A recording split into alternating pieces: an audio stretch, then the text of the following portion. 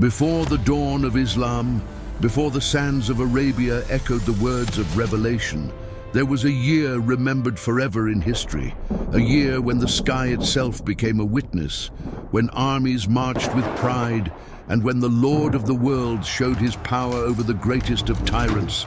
This is the story the Qur'an preserved forever, the story of a man who thought he could erase a sacred house, and the moment Allah showed him that no fortress, no army, and no creature, no matter how mighty, can challenge his decree. This is the miracle of the elephant, a sign for all generations, a reminder for every heart. Assalamu alaikum, brothers and sisters. Welcome to Justice Quran, a channel dedicated to the pure words of Allah. Please subscribe to support the journey. If you're ready, let's begin. Arabia, a vast land of blazing deserts, silent nights, scattered tribes, and ancient legends. Before Islam, the world here was fragmented, each tribe governed by its own chiefs, customs, and idols. And in the southern kingdom of Yemen lived a man whose name would spread through history, Abrahah al-Ashram. Yemen at that time was wealthy. Its cities thrived from trade, its people lived under strong governance, and its rulers competed for influence across Arabia and beyond. Yet for all its power, Yemen lacked something the rest of Arabia cherished: a spiritual center. Far to the north, in the barren valley of Makkah, stood a simple cubic structure, unadorned by gold or jewels. But its simplicity was its strength. It was the Kaaba, the house built by Ibrahim and Ismail, a house that brought pilgrims from every tribe, every desert, every road, a house that connected hearts long before it connected nations. To Abrahah, the Kaaba's influence was a challenge. He saw caravans journey for months just to reach that sacred valley. He saw tribal leaders speak with pride of the pilgrimage. He saw Makkah rise in honor, not through armies, not through wealth, but through devotion. And envy began to take root. Abrahah believed that power must show itself through monuments and stone. So he gathered his architects, his craftsmen, and the wealth of Yemen to construct a building that would compete with the Kaaba, a cathedral of unmatched beauty. Walls taller than any structure Arabia had ever seen, columns carved with precision, floors covered in marble and crafted mosaics. He named it Al-Qullays, the shining cathedral. And yet, the people did not come. Despite its beauty, Al-Qullays felt empty. The hearts of the Arabs remained attached to the Kaaba, a house that held no gold, no ornaments, no paintings, only history, legacy, and divine purpose. And then came the moment that ignited Abrahah's fury. One night, an angry man from an Arab tribe, insulted by Abrahah's arrogance, entered the grand cathedral. He defiled it, mocking Abrahah's attempt to rival the Kaaba. When Abrahah heard of this, his anger erupted like a storm. He saw it not as the act of one man, but as the defiance of an entire people. He swore, by his throne, by his power, by his pride, that he would destroy the Kaaba with his own hands. Abrahah began preparing for a campaign unlike anything Arabia had ever seen. Thousands of soldiers trained with shields and spears. War drums echoed through Yemen's mountains. Messengers were sent across the land to gather reinforcements, but the most terrifying part of his army was not human. It was an elephant, massive, towering, a creature never seen in the Arabian Peninsula, its skin thick as armor, its strength capable of tearing down walls, and its presence alone spreading fear through the hearts of tribes. The Arabs called the elephant Mahmud. With Mahmud at the front, Abrahah's army began its march toward the heart of Arabia. The army moved slowly but relentlessly.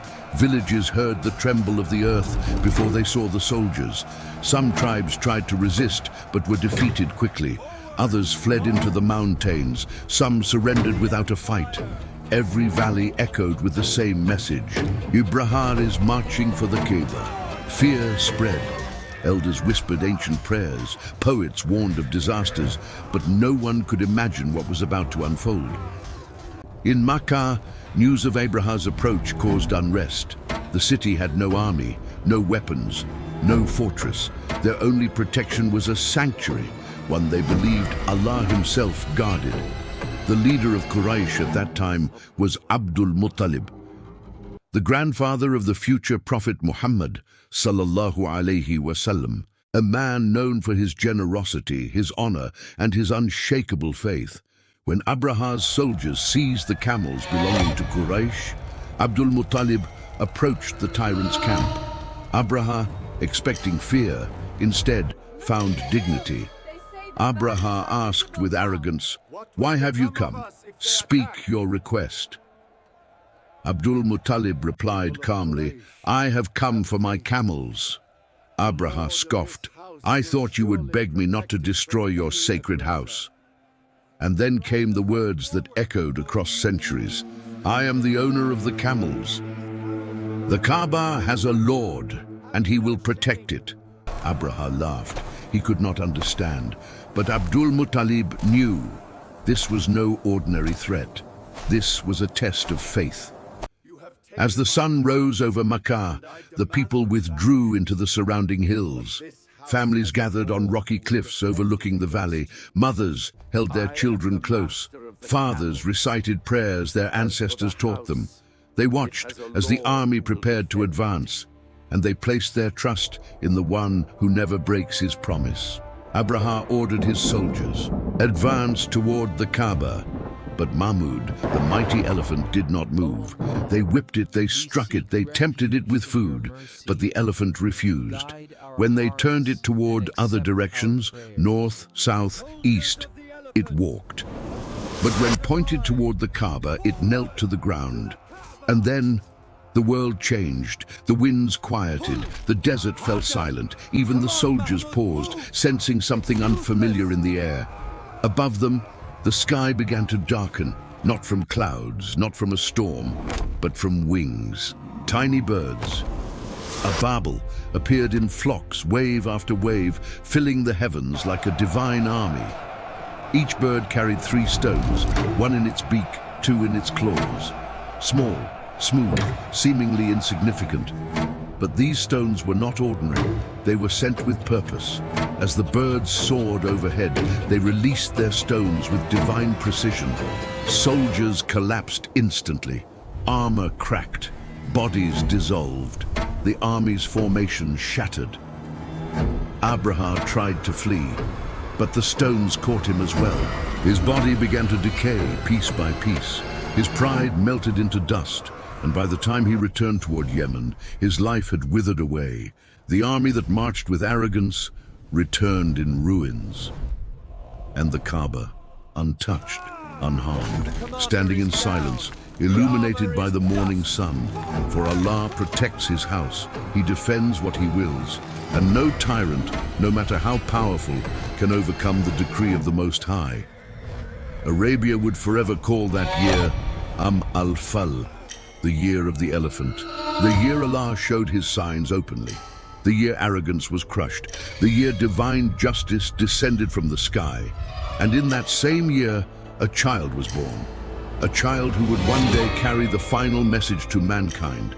His name was Prophet Muhammad, sallallahu alaihi wasallam. This story is not merely history. It is a reminder, a lesson, a sign that no matter how powerful an oppressor appears, Allah's protection is greater. That no matter how lonely the believer feels, Allah's help is near. And that every house, every heart, every dream protected by Allah stands unshaken. Thank you for watching Justice Quran. I hope today's stories and reminders brought peace and guidance to your heart. If you enjoyed the video, don't forget to subscribe, like, and share so others can benefit from the words of Allah. Your support helps this channel grow and spread the message of the Quran to people around the world. May Allah reward you, protect you, and keep you on the straight path. Until next time, Assalamu alaikum.